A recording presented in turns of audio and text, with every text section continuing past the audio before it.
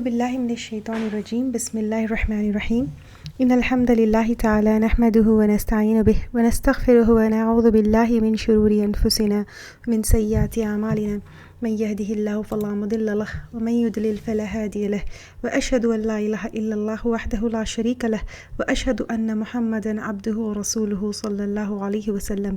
तमाम तारीफ़ें अल्लाह के लिए हैं, हम उसकी तारीफ़ करते हैं और उससे मदद और माफ़ी तलब करते हैं। हम पनाह मांगते हैं अल्लाह अज़्ज़ व जल की खुद की बुराइयों से और तमाम बुरे कामों से। जिसे भी अल्लाह की हिदायत मिले उसे कोई गुमराह नहीं कर सकता, और जिसे अल्लाह ने गुमराह किया उसे कोई हिदायत नहीं दे सकता। हम गवाही देते हैं कि इबादत का हक़दार सिर्फ़ अल्लाह है और कोई उसका शरीक नहीं, और गवाही देते हैं कि मोहम्मद सल्लल्लाहु अलैहि वसल्लम अल्लाह ताला के बंदे और रसूल है, और अल्लाह अपनी सलामती भेजे अपने आखिरी नबी पर, उनके अहल व आल पर, उनके सहाबा पर। अस्सलामु अलैकुम व रहमतुल्लाहि व बरकातुहू। जो भी हक़ मैं आप लोगों के सामने पेश करूं वो अल्लाह ताला की तरफ से, और अगर मुझसे कोई गलती या कोताही हो जाए तो मेरी तरफ से और शैतान की तरफ से। देन तीसरी कंडीशन है बेचने वाला मालिक हो, यानी बेचने वाला ऑब्जेक्ट का या चीज़ का मालिक हो, और पार्शियल मालिक भी नहीं, कंप्लीटली ओन करता हो। जैसा कि कोई इंस्टॉलमेंट दिए, आधा दिए, अभी होने वाला नहीं, कंप्लीट ओनरशिप जो है बेचने वाले की होनी चाहिए। चीज़ बेचने वाला चीज़ का ओनर होना है, मालिक होना है, या फिर एक कंडीशन ये है कि रिप्रेजेंटेटिव हो सकता है, यानी अगर किसी को अपॉइंट करे, कोई ब्रोकर जो है बीच में रखे, या किसी को जिम्मेदारी दिए कोई ओनर जो है, तो फिर कर सकता है। इब्न माजा की हदीस है ला तबिअ लैसा इंदिक, जो चीज़ तुम्हारी मिल्कियत में नहीं उसे फ़रोख्त मत करो, यानी तुम्हारी ओनरशिप में जो चीज़ नहीं है उसको तुम मत बेचो। तो अब इसमें क्या है, चीज़ जो है स्टॉक में होनी चाहिए, आप उसको ओन करनी चाहिए, और वो चीज़ आपके गैरेज में या फिर आपके जो है घर में जो है होनी चाहिए। आपका गराज है या फिर घर है या आपका स्टोर है या वेयर हाउस है, जो भी है वहाँ पर होनी चाहिए। It should be present, it should be in stock, you should be the owner. जो आपके पोजेशन में नहीं, आप उसकी डिलीवरी की गारंटी नहीं दे सकते हैं। यूजुअली क्या होता है, आप पे करते हैं और उसके बाद अक्सर देखिए ये ऑनलाइन ट्रांजैक्शंस में बहुत कॉमन है और बहुत सुनने में आता है। आप क्या करते हैं, पे कर देते हैं, सेलर जो है आपको बोलता है sorry ma'am out of stock हो गया, यानी पेमेंट के बाद ऐसा होता है। अब क्या होता है, पेमेंट ऑलरेडी कर देते हैं तो फिर होता है ये कि अब वापस पैसे भेजना फिर मुश्किल होता है, तो ये नहीं आप ये ले लीजिए, ये नहीं ये ले, तो बायर क्या करता है फिर अब उसको कोई ना कोई उस पर जो है एडजस्ट करना पड़ता है कि अरे मैं जो बोली मुझे मिला नहीं, मैंने जो कहा था वो मुझे मिला नहीं। तो फिर अब इसमें जो है बायर को कहीं ना कहीं या तो एडजस्ट करना पड़ता है या तो फिर कहीं ना कहीं जो है नुकसान उठाना पड़ता है। तो इसी वजह से जो चीज़ स्टॉक में नहीं है वो बेचना हराम है, और यहाँ पर इस हदीस से काफ़ी क्लियरली जो है पता चलता है। तो ऐसे ट्रांजैक्शंस जो है, अब अगर बायर जो है खामोश होने वाला है या छोटी मोटी ट्रांजैक्शन है तो कभी कभी चुप हो जाते हैं, लेकिन कभी कभी क्या होता है, इससे लड़ाई हो जाती है, मिसअंडरस्टैंडिंग्स होती है। I have seen so many people posting on social media, फुला जो है पैसे ले लिए चले गए, डिलीवरी नहीं कराया, या एक चीज़ का वादा किए थे दूसरी चीज़ डिलीवर कर दिए, उसके बाद फ़ोन नहीं उठा रहे, और इतने फ्रस्ट्रेटेड जो है बायर्स होते हैं, और सेलर्स जो है कोई रिस्पॉन्सिबिलिटी नहीं लेते। ये एक मुसलमान को ज़ेब नहीं देता है कि आप कोई चीज़ सेल करें उसके बाद रिस्पॉन्सिबिलिटी नहीं ले, एक चीज़ एक के बदले दूसरी डिलीवर कर दे, फिर फ़ोन नहीं उठाए। ये आजकल ऑनलाइन सेल्स में काफ़ी हो रहा है, जिसकी परमिशन हमको हमारा दीन नहीं देता है, क्योंकि जो चीज़ आपके पोजेशन में नहीं है वो आपको बेचना ही नहीं है, क्योंकि ऐसे ट्रांजैक्शंस जायज़ नहीं है। इससे लड़ाइयाँ होती है, मिसअंडरस्टैंडिंग होती है, क्योंकि क्या होता है कि अगर आपके पोजेशन में नहीं है और आप जो है पेमेंट ले लिए तो फिर सडन राइज हो सकता है कीमत में, तो जिसकी वजह से जो है सेलर को क्या होगा, या तो नुकसान होगा, या तो सेलर जो है एकदम से प्राइस बढ़ने के बाद जो है, क्योंकि प्राइस फिक्स होने के बाद आप बायर से फिर ये नहीं कह सकते कि नहीं अब फिर और इतना पेमेंट करो, तो नहीं बोल सकते। आइटम अनअवेलेबल हो सकता है, या फिर ट्रेडर पैसे लेके भाग सकता है। तो सेलर जो है, क्योंकि रिस्पॉन्सिबल, हम पहला फर्स्ट फिल्टर में देखें कि you have to be responsible, आपकी रिस्पॉन्सिबिलिटी होगी। तो सेलर ये नहीं बोल सकता कि ट्रेडर पैसा पैसे लेके भाग गया, मैं तुमको डिलीवर नहीं कर सकता, ऐसा सेलर जो है भाग नहीं सकता, क्योंकि सेलर की रिस्पॉन्सिबिलिटी है कि बायर को जो है वो प्रोडक्ट या कमोडिटी पहुंचाए। तो इसीलिए जो है इस वजह से ये जायज़ नहीं है और उलमा ने इसको जुआ कहा है, क्योंकि जिस तरह गैम्बलिंग हराम है, क्योंकि अगर कोई चीज़ आप जिसके ओनर ही नहीं है वो चीज़ आप बेच रहे हैं तो वो जुए की तरह है, लग गई नहीं लगी, आप हो सकता है डिलीवर कर ले या हो सकता है नहीं भी डिलीवर करे। तो उलमा ने इसको मिसले जुआ कहा है और इसको हराम करार दिया है। सेकेंडली, अगर आप पेमेंट कर चुके लेकिन आपकी प्लेस या स्टोर में अभी वो चीज़ ट्रांसफ़र नहीं हुई, एक्सेप्ट इमूवेबल आइटम्स में जैसे लैंड है, हाउस है, तो इनके लिए आपके पोजेशन में आना, यानी आपके पास पेपर्स आना वो प्रॉपर्टी के, या फिर की आना, ये ज़रूरी है। लेकिन आम चीज़ों के लिए वो आपकी स्टोर में आना है और वो आपकी प्लेस पर आना है। इब्ने उमर रज़ियल्लाहु ताला अन्हु से रिवायत है, वो कहते हैं कि मैंने कुछ जैतून का तेल ख़रीदा बाज़ार से, और जब वो मेरी मिल्कियत में आया तो एक आदमी मिला जो उस पर प्रॉफिट देने के लिए, यानी प्रॉफिट पर ख़रीदने के लिए तैयार था। अब उसकी डील जो है वो कर ही रहे थे, पीछे से जो है उनका हाथ किसी ने पकड़ा तो देखा ज़ैद बिन साबित रज़ियल्लाहु ताला अन्हु थे। तो ज़ैद बिन साबित रज़ियल्लाहु ताला अन्हु ने कहा कि आप सल्लल्लाहु अलैहि वसल्लम ने मना किया जहाँ ख़रीदा वहाँ बेचने से, यहाँ तक के बेचने वाला वहाँ से चला जाए। अबू दाऊद की रिवायत है। यानी यहाँ से ये पता चलता है कि आप जो है अपनी पोजेशन में लेने के बाद उसको अपने घर या स्टोर में शिफ्ट करना है। ठीक है, यहाँ पे क्या करना है आपको, आपके घर या स्टोर में जो है शिफ्ट करना है। अब इसमें क्या है, स्टेप्स है। क्या स्टेप्स है?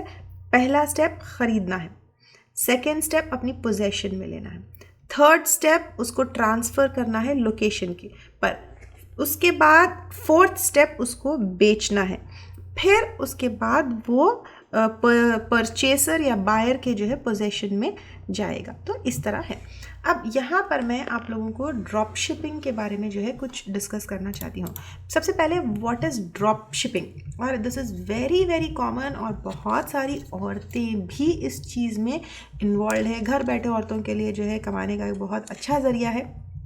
और ड्रॉप शिपिंग में जो है काफ़ी लोग आजकल, मर्द लोग भी हैं, औरतें भी हैं, और ये बहुत कॉमन आजकल हो रहा है। लेकिन इसके बारे में हमको हमारी शरीयत क्या कहती है ये मैं बताती हूँ। पहले ड्रॉप शिपिंग क्या है ये आप देख लीजिए। ड्रॉप शिपिंग ये है कि कोई चीज़ अपनी नहीं है, तो डिजिटल शॉपिंग का ज़माना है, तो एक इंसान क्या करता है, अपनी डिजिटल एक जो है कोई वेबसाइट बना लेते हैं या कुछ एप्लीकेशन बना लेते हैं जिसमें जो है वो एक ऑनलाइन शॉप अपनी बना लेते हैं। ठीक है, अब ऑनलाइन शॉप बनाकर क्या करते हैं, जो चीज़ें अपनी नहीं हैं, जो अपनी पोजेशन में नहीं है, जिसके आप मालिक नहीं हैं, वो चीज़ जो है आप क्या करते हैं, लोगों को बेचते हैं। यूजुअली जो है मेन जो एजेंसी है या मेन जो मैन्युफैक्चरर है उससे भी ज़्यादा ये जो है ऑनलाइन सेलर्स जो होते हैं, ये अपनी जो ऑनलाइन शॉप जिसकी होती है वो ज़्यादा फेमस होते हैं।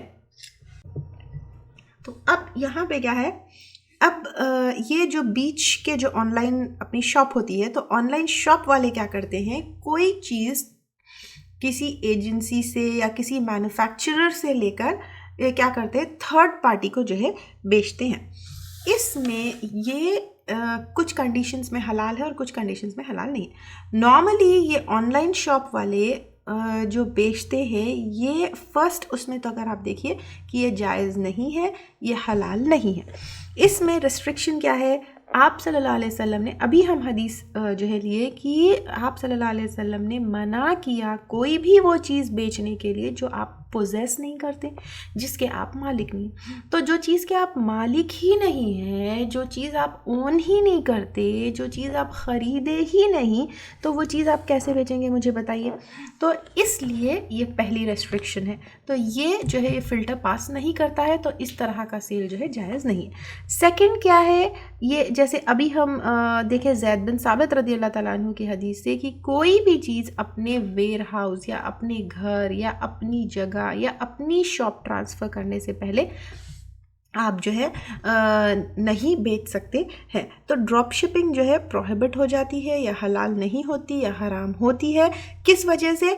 एक ये कि वो आप ऐसी चीज़ जो है बेच रहे हैं जो आप उसके ओनर नहीं है, क्योंकि मैन्युफैक्चर बाद में क्या कर सकता है, उसकी कीमत बढ़ा सकता है, उसका दाम बढ़ा सकता है, कोई भी चीज़ गलत हो सकती है, और फिर आप जो है वो डिलीवर करने में जो है फेल हो सकते हैं। तो ये जायज़ नहीं। इसीलिए देखिए ऑनलाइन शॉपिंग में बहुत सारे जो है ऐसे सेलर्स होते हैं, फिर आप क्या करते हैं, बाय करते हैं, उसके बाद पेमेंट करने के बाद वो जो है सेलर भाग जाता है, क्योंकि सेलर को भी क्या होता है कि जो मैन्युफैक्चरर है या फिर जो एजेंसी है या ट्रेडर है वो क्या करता है, उसको नहीं डिलीवर करता, तो सेलर भी भाग जाता है, और नुकसान किसको उठाना पड़ता है? बायर को उठाना पड़ता है। तो इसलिए जो है ये जायज़ नहीं है। फिर उसके बाद ये होता है कि जो मैन्युफैक्चरर है यूजुअली क्या करता है, एक के बदले एक चीज़ डिलीवर कर देता है, तो इसमें भी जो है बायर को नुकसान, और ऐसे बहुत सारी चीज़ें होती हैं। तो खैर ये ड्रॉप शिपिंग ऐसे जो है ऑनलाइन शॉप बीच में कोई बनाता है, फिर अपने उससे बेचता है, मैन्युफैक्चरर को जो है हिडन रखता है, तो फिर ये जो है अलाउड नहीं है। ये परमिसिबल कब होगा? ये परमिसिबल तब होगा जब आप एज अ एजेंट काम करते हैं, और आप बहुत क्लियर जो है सेलर बायर के सामने होते हैं, ख़रीदने वाला जो होता है उसके सामने आप बहुत क्लियर होते हैं कि आप सेलर नहीं हैं, आप एजेंट हैं, और आप फुला मैन्युफैक्चरर या फुला ट्रेडर या फुला एजेंसी के लिए काम करते हैं। जैसे एक वॉच है, तो वो अगर 5,000 रुपये की वॉच है समझिए, तो उसके ऊपर आप कमीशन रख सकते हैं। ट्रेडर को ये बोल सकते हैं या मैन्युफैक्चरर को आप ये बोल सकते हैं कि ये 5,000 की वॉच है, मैं इसके ऊपर 2% कमीशन लूँगा, और मैं ये एजेंट हूँ। क्योंकि यूजुअली ये ड्रॉप शिपिंग में जो है, जो बीच का ऑनलाइन शॉप वाला होता है, वो क्या करता है, अपनी मर्ज़ी से कोई भी प्राइस फिक्स कर लेते हैं। अपनी मर्ज़ी से कोई भी प्राइस फिक्स करके क्या करते हैं, बेचते हैं, और उसके बाद क्या करते हैं, मैन्युफैक्चरर से तो ये नहीं हो सकता। तो आप एज एजेंट काम कर सकते हैं, जिसमें आप जो है 2%, 1% या 3% कुछ भी जो है कमीशन रख सकते हैं, and you make it very clear कि I am an agent and I am selling you for so and so company. तो अब उसके बाद जो है, अब आप क्या करेंगे, जो सेलर है जो बायर है, उसको cost plus shipping plus 2% commission के बाद प्राइस बताएंगे और फिर देंगे। तो you fix the price and जो है own it directly without involving the main owner company, या फिर कंपनी इज़ नॉट अलाउड। यानी आप ख़ुद फिक्स प्राइस करते हैं और फिर ये शो करते हैं कि यू ओन इट, या ये आपका है और आप बेच रहे हैं, without involving the main owner या company, this is not allowed. तो फिर इससे क्या होगा, थर्ड पार्टी को जो है लॉस होगा, जो यूजुअली ऑनलाइन जो है शॉपिंग में आजकल हो रहा है। I hope this is clear about drop shipping. Then उसके बाद की जो है कंडीशन है कि the object should be saleable and deliverable. यानी जो चीज़ आप बेच रहे हैं वो बेचने के लायक हो और डिलीवर करने के भी लायक हो। जैसे कोई भागा हुआ गुलाम, आपकी ही चीज़ है, आप ओनर थे या ओनर है भी आप उसके, लेकिन वो अब आप बेच नहीं सकते या डिलीवर नहीं कर सकते, तो फिर आप उसको जो है बेच नहीं सकते। जैसा भागा हुआ गुलाम है, आपको नहीं मालूम कहाँ भाग गया, आप उसकी जो है प्राइस फिक्स करके किसी को नहीं बेच सकते। उसी तरह कोई ऊँट भागा हुआ है, गुमशुदा ऊँट है, या गाड़ी चोरी हो गई है, या फिर आसमान का परिंदा है, मैं वो बेच रहा हूँ, तो नहीं। The object which you are selling should be saleable and deliverable. और फोर्सफुली किसी की ली हुई चीज़ है, तो आप जो है उसको, क्योंकि वो तो चुराई हुई चीज़ है, कभी भी वो आकर जो है उसका हक जता सकता है, वापस ले सकता है, तो ये जो है नहीं बेची जा सकती है। या फिर आपकी खुद की ज़मीन है और आप उसके ओनर है, आपके पास पेपर्स है, सब कुछ क्लियर है, लेकिन कोई और उसके ऊपर कब्जा कर लिए, अभी उसका केस चल रहा है, उसका मामला हो रहा है, अभी क्लियर नहीं है, तो आप सामने वाले को धोखा देकर इस तरह जो है मामला नहीं कर सकते। आपका खुद का परिंदा है, वो उड़ गया, तो फिर आप जो है उसको बेच नहीं सकते हैं। तो सेलेबल एंड डिलीवरेबल चीज़ को होनी चाहिए। Then next, price of the commodity, and the commodity must be known to the seller and buyer। यानी जो चीज़ बेची जा रही है उसकी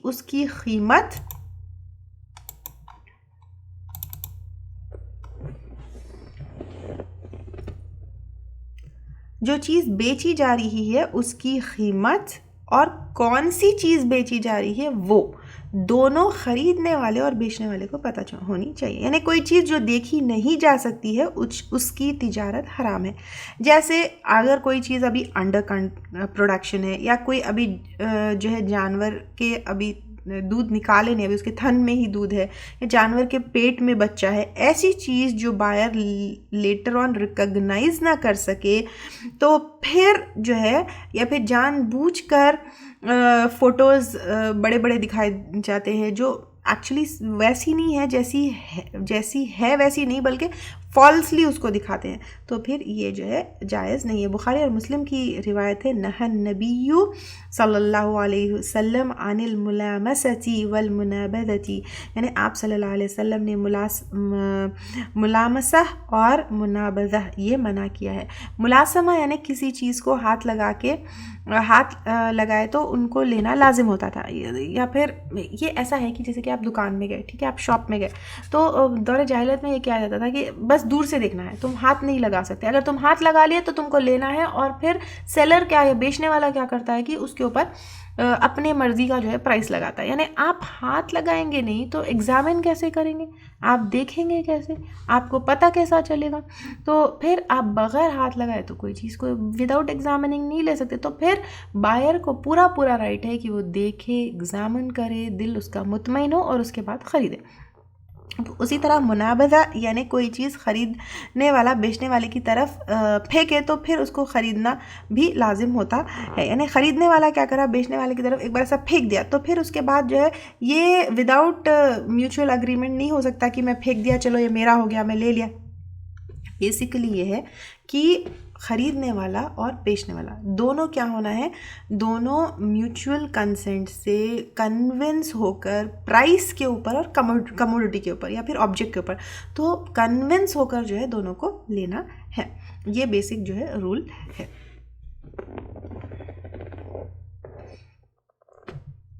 नेक्स्ट, हिंड्रेंस यानी रुकावट। रुकावट का क्या मतलब है यहाँ पे कि कोई जो है ट्रेड ट्रांजैक्शन उसमें रुकावट जो आती है उसकी बात है। यानी अगर ये चीज़ें आ गई तो फिर आपका ट्रेड एंड ट्रांजैक्शन हलाल नहीं होगा, जायज़ नहीं होगा। सबसे पहले क्या है, टाइम। तो ख़रीदो फ़रोख्त जायज़ है, हलाल है, लेकिन इसकी वजह से शरई अहकामात को तर्क नहीं किया जा सकता है।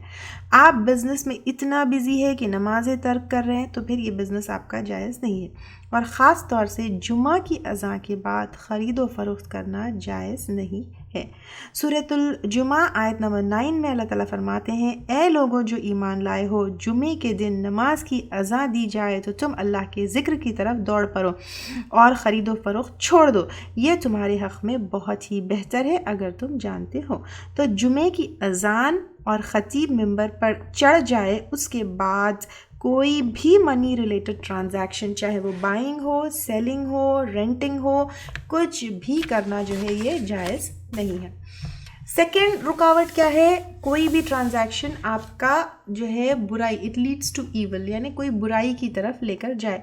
भले ही पूरे कंडीशंस मीट हो, जो कंडीशंस वाले जो है टेबल में है, अब आप देख सकते हैं, रुश्त है, म्यूचुअल कंसेंट से है, ऑब्जेक्ट का मालिक है बेचने वाला, सेलेबल है, डिलीवरेबल भी है, कमोडिटी की प्राइस भी मालूम है और कमोडिटी भी मालूम है, लेकिन अगर वो चीज़ कोई बुराई की तरफ ले जाती है, जैसे म्यूज़िकल इंस्ट्रूमेंट्स है, जैसे बुत या आइडल्स है, या कोई भी बुराई की तरफ ले जाए, या फिर हराम चीज़ें हैं, उसको हम आगे इंशाल्लाह ताला बाद में डिटेल में लेंगे, तो फिर वो जो है ये रुकावट है और आपका ट्रांजैक्शन हलाल और जायज़ नहीं होगा।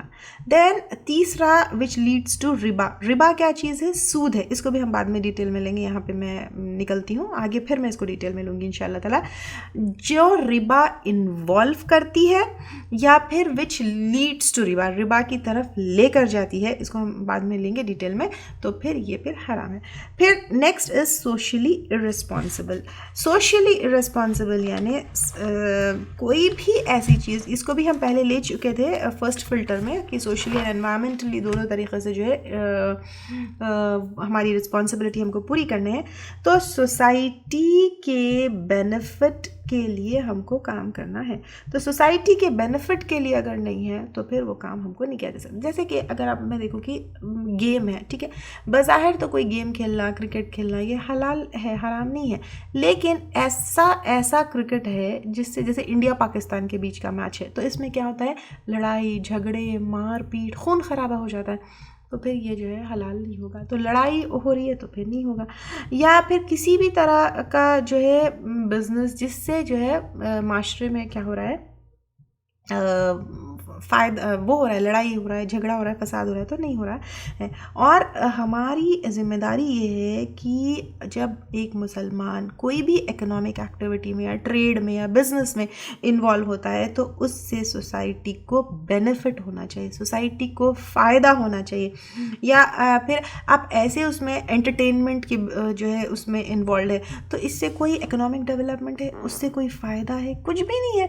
तो जो इकोनॉमिक डेवलपमेंट की तरफ नहीं ले जाता, फ़ायदे की तरफ नहीं ले जाता, उल्टा हराम की तरफ ले जाता है, तो फिर ये जो है जायज़ नहीं है। फिर मुसलमान की जो है ज़िम्मेदारी है कि वो सोसाइटी में इकोनॉमिक सेक्टर्स डेवलप करे, पॉवर्टी को गरीबी को मिटाए, और फिर लोकल जो लॉज होते हैं उनके हुदूद में रहते हुए जो है बिज़नेस करे, तो फिर ये जायज़ नहीं है। फिर उसके अलावा फिर प्राइसेस बढ़ाने के लिए किसी चीज़ को रोक लेना है, यानी कोई चीज़ को मार्केट में नहीं लाते, फिर इंसान जब वो चीज़ की खूब डिमांड बढ़ जाती है जब मार्केट में लेकर आते हैं ताकि उसको खूब बढ़ा चढ़ा कर जो है वो करे, तो ये गलत है, क्योंकि ये किसी की मजबूरी का फ़ायदा उठाना है, ये बिल्कुल जायज़ नहीं है।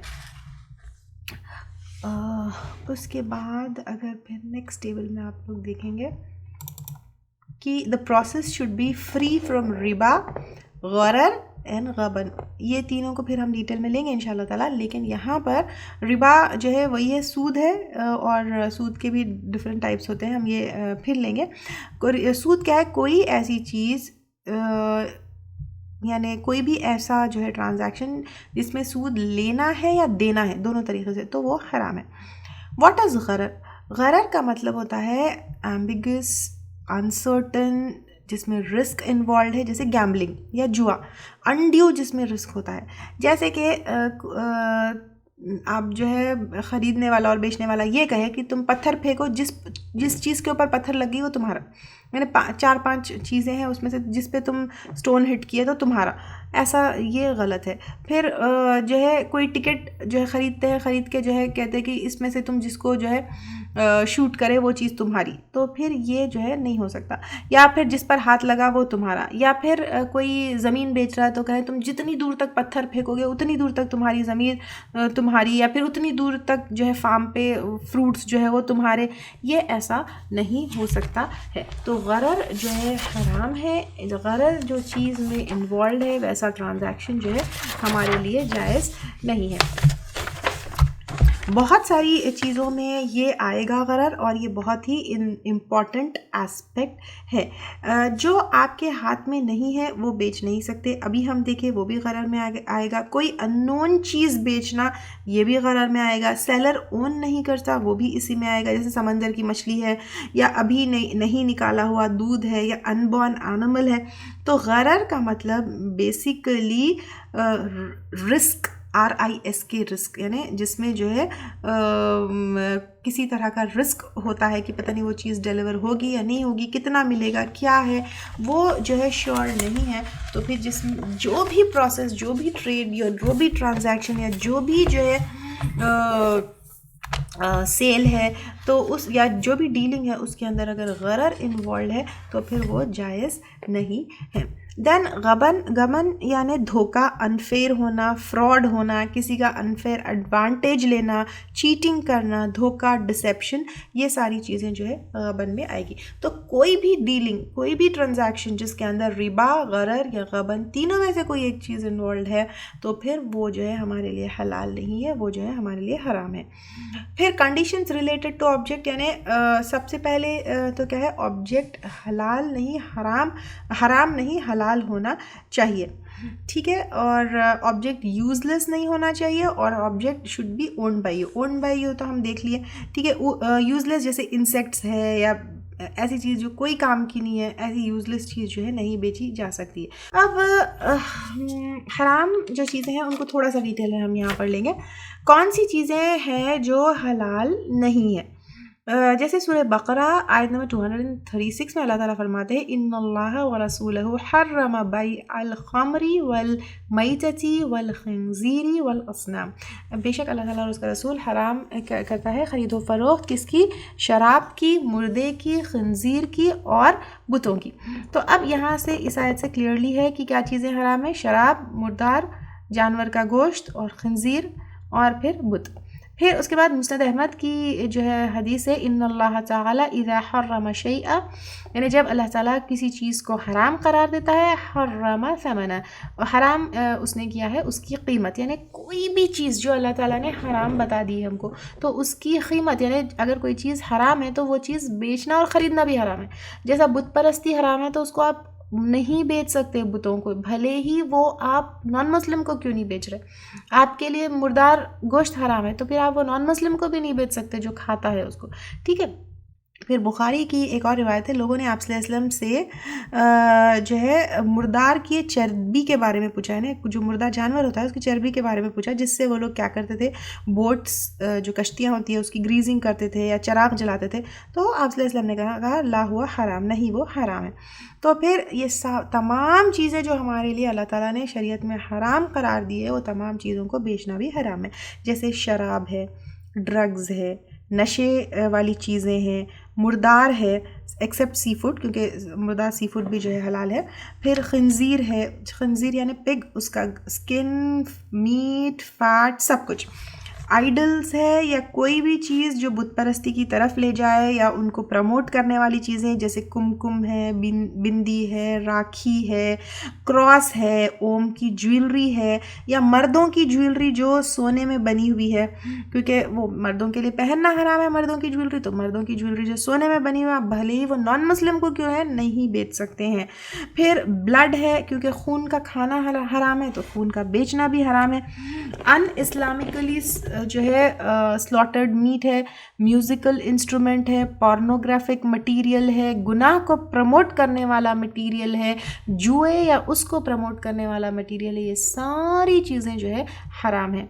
इनको हलाल के साथ अगर बेचोगे, यानी अगर आपकी कोई शॉप है उसके अंदर भी जो है आप एक आध सेक्शन में ये छोटी मोटी एक चीज़ है या एक आध कॉर्नर में जो है आप ये चीज़ रख दिए हैं तो फिर नहीं हो सकता है। ये चीज़ें जो है आप हराम के साथ भी जो है नहीं बेच सकते हैं। और इसके अलावा जैसे आप जूस की दुकान है उसमें एक आध बॉटल शराब की नहीं बेच सकते हैं, थोड़ा हो या ज़्यादा हो या पूरी दुकान हो आप इसका सेल नहीं कर सकते हैं। Then cats, monkeys, dogs, carnivores that have fangs, तो ये भी जो है नहीं बेच सकते हैं। और बिल्लियों को बेचने में डिफरेंस ऑफ ओपिनियन है, लेकिन ज़्यादा दुरुस्त और साउंड व्यू ये है कि ये हलाल नहीं है। सही मुस्लिम की हदीस है, अबू ज़ुबैर रज़ियल्लाहु ताला अन्हु से रिवायत है, उन्होंने जाबिर रज़ियल्लाहु ताला अन्हु से कुत्ते और बिल्लियों की कीमत के बारे में पूछा तो उन्होंने कहा आप सल्लल्लाहु अलैहि वसल्लम ने मना किया, यानी कुत्ते और बिल्लियों का बेचने से मना किया। अबू दाऊद और तिरमिदी की भी हदीस आती है, जाबिर बिन अब्दुल्लाह रज़ियल्लाहु ताला अन्हु कहते हैं कि आप सल्लल्लाहु अलैहि वसल्लम ने मना किया कुत्ते और बिल्लियों की कीमत लेने से।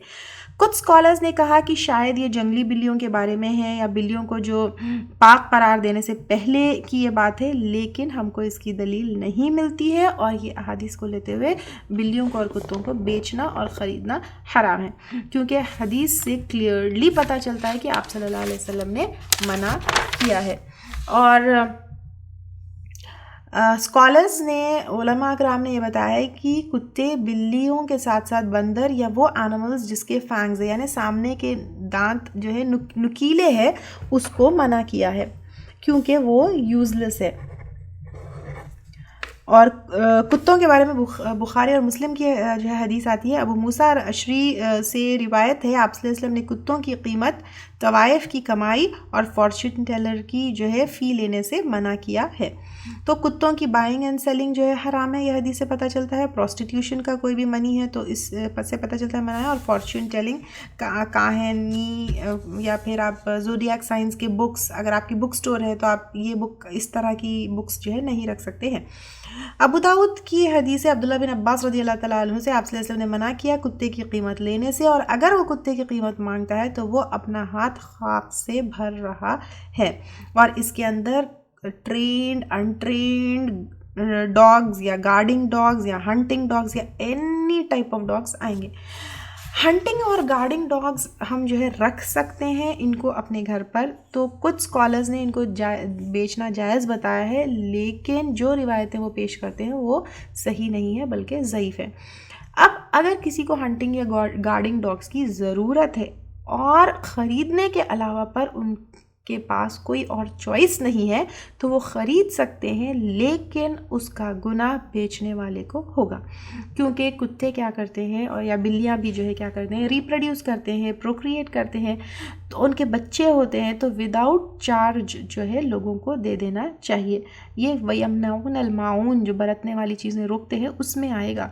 जैसे अगर आपका कोई पड़ोस है वो तो आपसे कोई धनिया पत्ता या प्याज या कुछ मांगता है तो आप दे देते हैं, तो उसी तरह आपके पास कुत्ते या बिल्लियाँ हैं तो फिर आपको चाहिए कि अपने दोस्त या फिर अपने जान पहचान वालों को या किसी को भी जो है दे दे। इतनी काइंडनेस और ग्रेशियसनेस सोसाइटी में होनी चाहिए। ठीक है, ये कुछ चीज़ें हैं। अभी कुछ चीज़ें बताई यहाँ पे।